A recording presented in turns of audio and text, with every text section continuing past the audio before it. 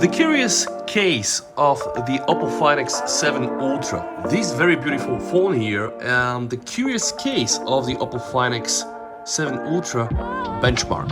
So this video is going to be all about benchmarks, weird results, nice results, and of course some specs, but we need something to compare with the Oppo.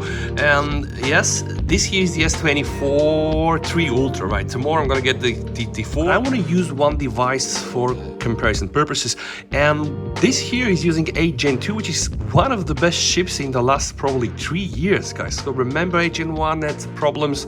Before that, there were quite a number of surprises. 8 Gen 2 really is phenomenal. This here is the 8 Gen 3, and I'm only showing you so that you can get a bit the idea of the architecture. It's still the same 4nm process, guys, 8 cores, 4 clusters, but the setup is a bit different, so you can just pause the video and read all of that.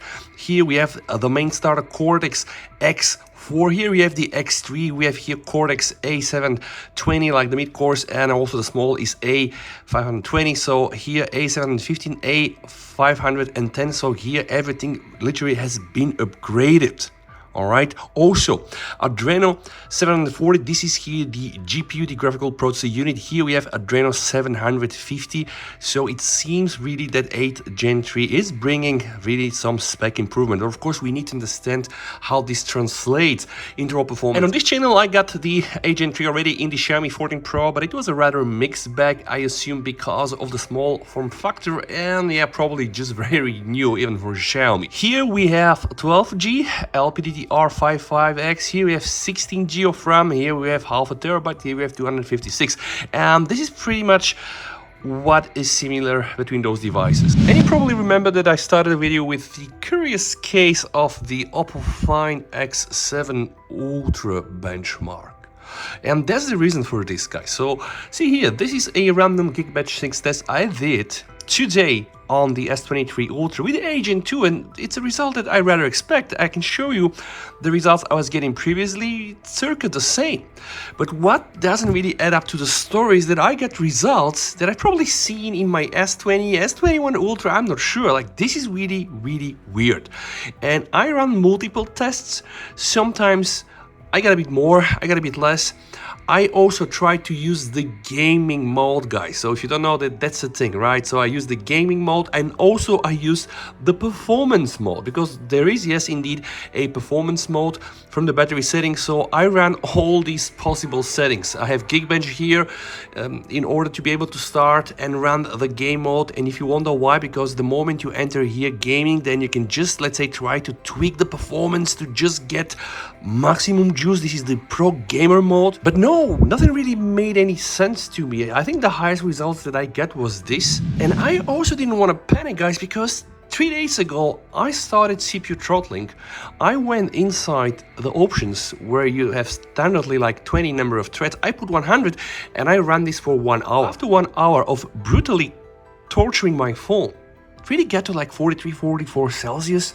Which is really amazing, because with the Oppo Find X6 Pro I was experiencing crazy temperatures like 58 Celsius in 3D Mark Wildlife Extreme Stress Test, and this really got me almost to a point where I was like, no, sorry, I need to abort it. So getting 44 Celsius after 1 hour of this brutal test was just okay for me. And now I want to show you really how this developed over time. This here is the first 22 minutes. So it started off with 80% of the power, dropped me to 70, 60, and when I saw it, I was like, nah, this is not gonna go well. But hey guys, let me show you. After 60 minutes, this is the result that I got. And I can apparently zoom in. So the maximum that we got, I think in GIPS is 474, the average is 342, and the minimum is 305. This is not bad for a Gen 3. I think this is probably one of the best results that I've seen with the Gen 3, and now we're gonna get more and more phones with the Gen 3. So overall, I do believe that this year, Oppo apparently are changing their game on thermal management.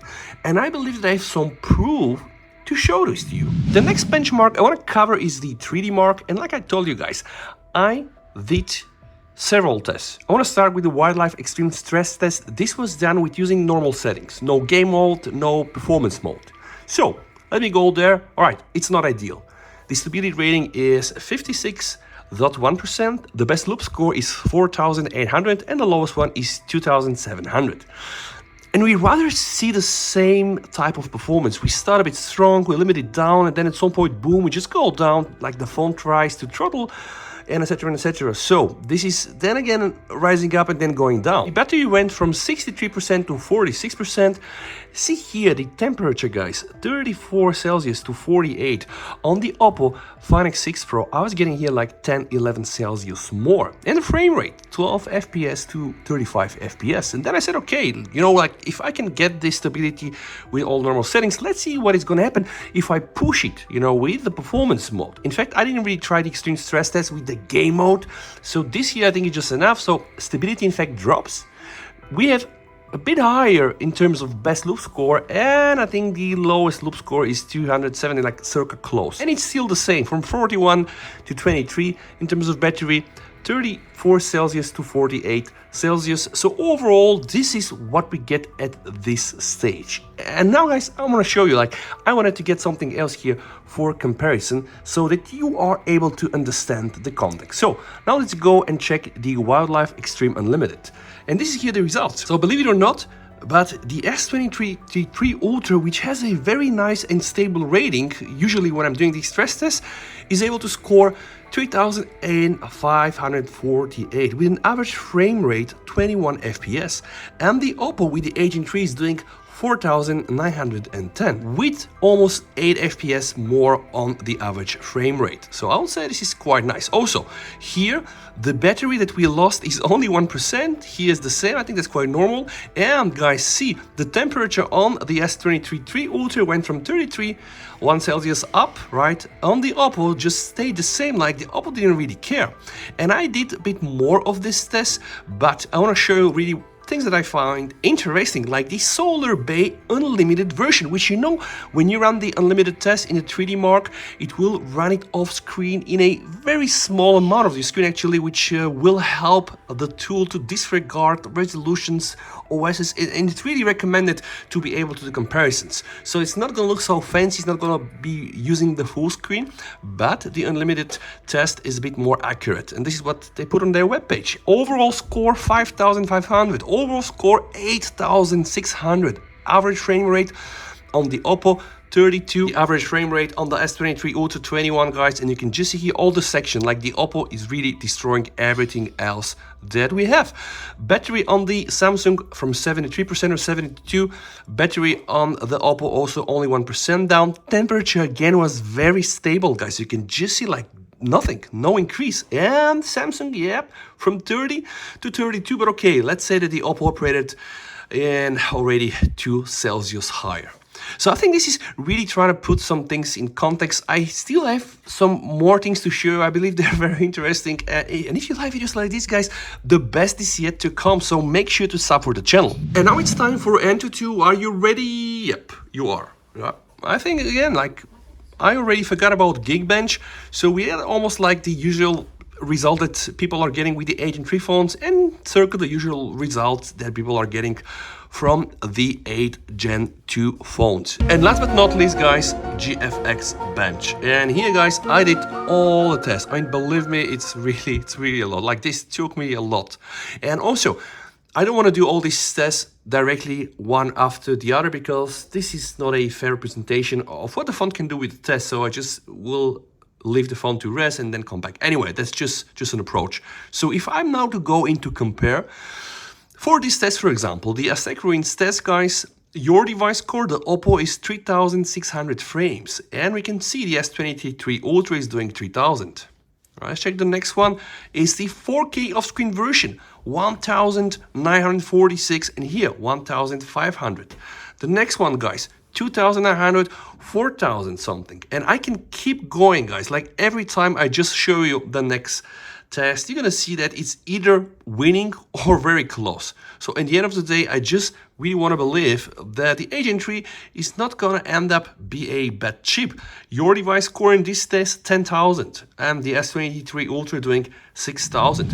So overall expected results, just with the curious case of Geekbench, this very special bench. And also, I was very pleasantly surprised by the fact that Oppo are now able to maintain lower temps compared to the unhinged temperatures I was getting with the Agent 2 in the Oppo Find X6 Pro. So of course, I will keep those tests, and tomorrow, I really hope that tomorrow I'm going to be able to fly in the S24 Ultra and just also put it there to have a bit more context. Agent 3 with Agent 3 with Agent 2 with what is in the iPhone 15 Pro Max, A17 Pro, whatever chip. So far so good, guys. And again, if you really think those videos are interesting, you have some nice fresh ideas, share this with me. I maybe like it and maybe I can do a video about this. And yeah, why not sub for the channel? Thank you so much. VST over and bye.